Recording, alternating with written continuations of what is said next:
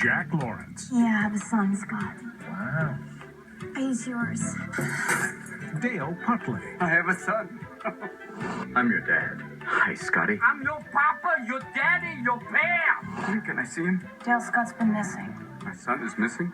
The only thing they have in common. Your son ran away? So did mine. How richly bizarre. Can you get a picture? Happened 17 years ago. There he is. Oh, he's handsome. Thank you. What is this, a joke? Hello? Who is the father? The truth is, I don't know. Please just find him. Scott? His name is Scott! That's him. That's Scott. At least we know he ate. I'm hosing him down, Jack. What? He's so slippery. I'll come back. Warner Brothers presents Scott, 17 years ago, we both... your mother. Hey! Robin Williams, Oh, boy. Billy Crystal, I'm sorry, you're right. No, I'm not all right. Will you get it All off? right, it was an accident. Oh, I know. All right. Julia Louis-Dreyfus, This is your friend. Yes. Your shower buddy. Yes. Yes? No, we were never in the shower together. No, the boy and I were in the shower. Yeah, he was soaping him up, And hosing him off. and I was just watching. That's all. I feel like such a loser. Everybody thinks they're a loser when they're 16. To be a true loser takes years of dedicated ineptitude. in an Ivan Reitman comedy. This is way too much trouble. That's why you don't have children. Watch yourself. You're too selfish. And you are a mess. Yes, I am a mess, but I am a work in progress, Jack. Hug me and let us join our spirits. Oh, boy. Father's Day. You're ruining my life. Yes, we gotta go. Which one of you is Scott's father? He is.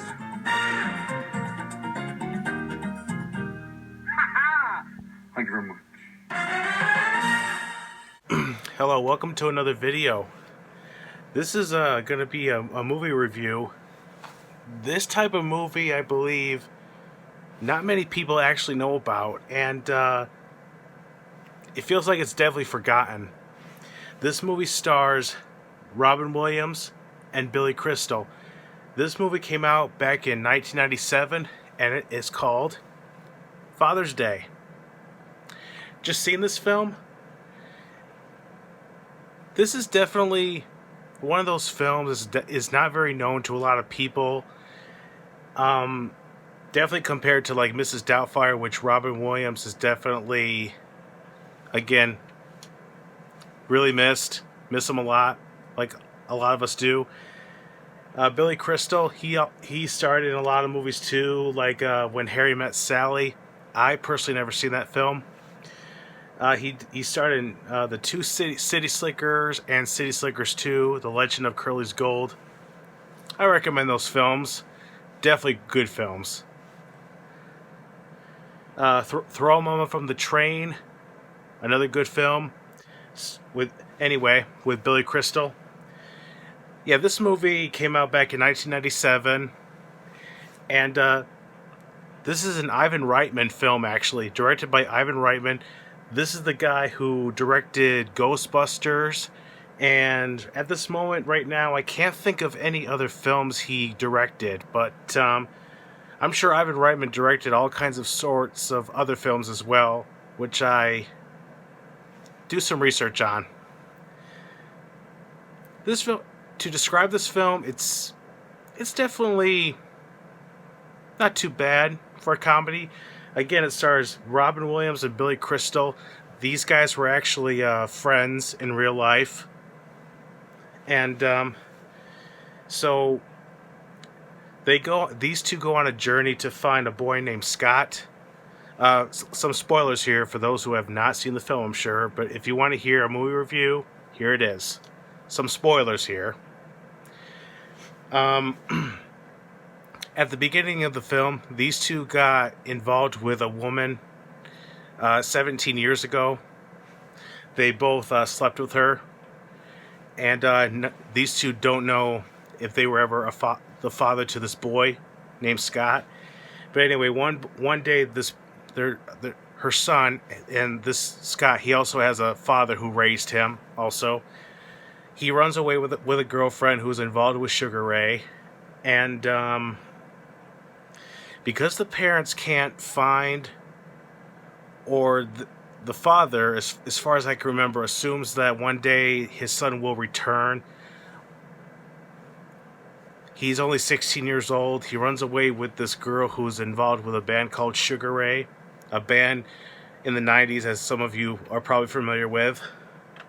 And one day the mother of this boy contacts these two about the same day or so, and they both try to find Scott and search for leads and so forth. Then one day, and of course they also discover that these two are actually looking for the same boy, so they find him.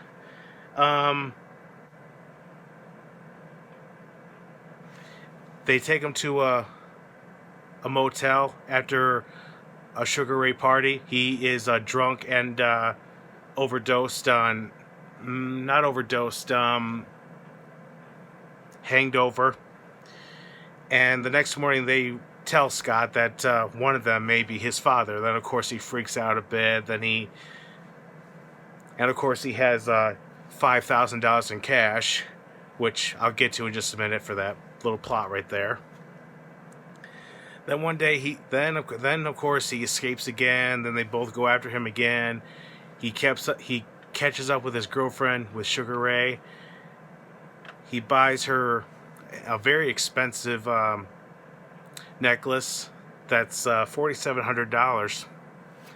And Scott basically gets involved with drug dealers these drug dealers give him the $5,000 so that they count on him to sell the $5,000 to trade for drugs. So yeah, he gets involved with drug dealers. He's 16 years old and he's involved himself with a bad crowd. And of course, Dale is involved in a play. He has suicidal tendencies. He's a reluctant flyer slash afraid of flying. He has some nervous breakdowns or anxiety attacks. It's just the way. And of course, he tries to commit suicide at the beginning of the movie, but yeah, we all know what happened to Robin Williams. May he rest in peace. But Billy Crystal, who is Jack, his name in the movie, he's a lawyer in Los Angeles, but he goes to San Francisco. So eventually, to make this kind of short here, these two get involved with the kid again. They catch up to him, and then eventually the drug dealers catch up to them.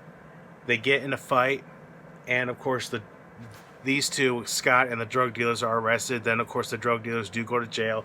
Then they pay a like a little bounty, a fine or something like that. And I'll start from the middle of the film. Scott's actual father, who raised him, does get involved, but he only goes so far to get a flat tire, and he walks to the nearest gas station. Then of course he gets himself into a porta potty. Then of course the porta potty just tips over a cliff, and then it just tumbles down, and he gets all dirty and yucky and so forth. And of course, while these guys tow his car back to the gas station, they break an axle, and because of that, he can't go on his journey any further. And of course the dad makes a friend to the guy who accidentally knocked the porta potty over with him in it. He makes a friend. This friend of his gives him father some advice on not being so uptight, try to be a more understanding and lovable father. That's one of the reasons why Scott kind of runs away and gets involved himself with a girlfriend that he sees, falls in love with, but of course she hates his guts.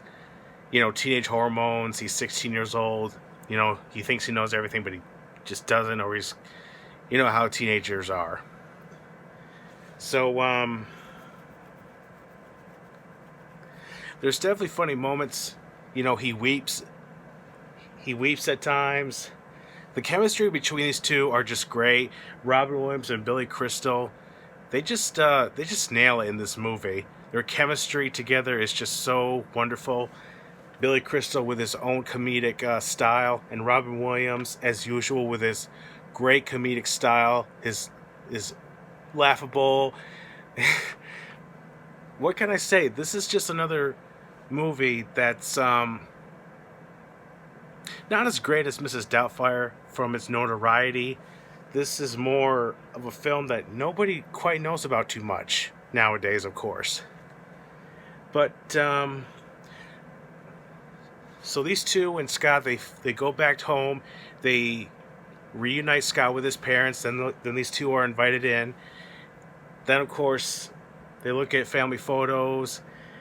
And then, of course, Scott understands the situation of why the mother told these two, because, you know, the mother was so desperate that she wanted to find her child that she got these two involved that slept with her 17 years ago. Yeah, so. But then, of course, Scott individually, behind their back, tells them that these two are his father, but they're not. He knows because he's a lawyer, and he knows Scott is lying to him. This is where, like, you say to yourself, why would Scott just tell them the truth that they are not really his father? You know?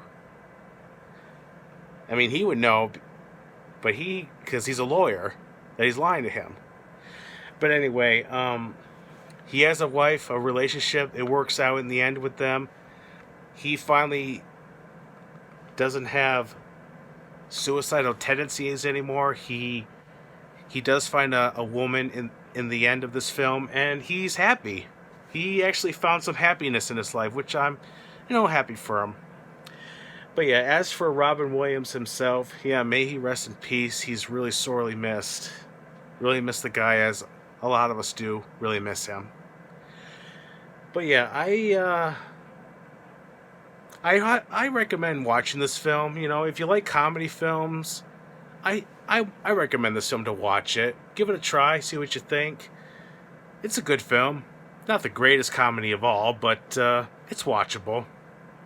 So yeah, this is a little, in a nutshell, movie review on a film called Father's Day.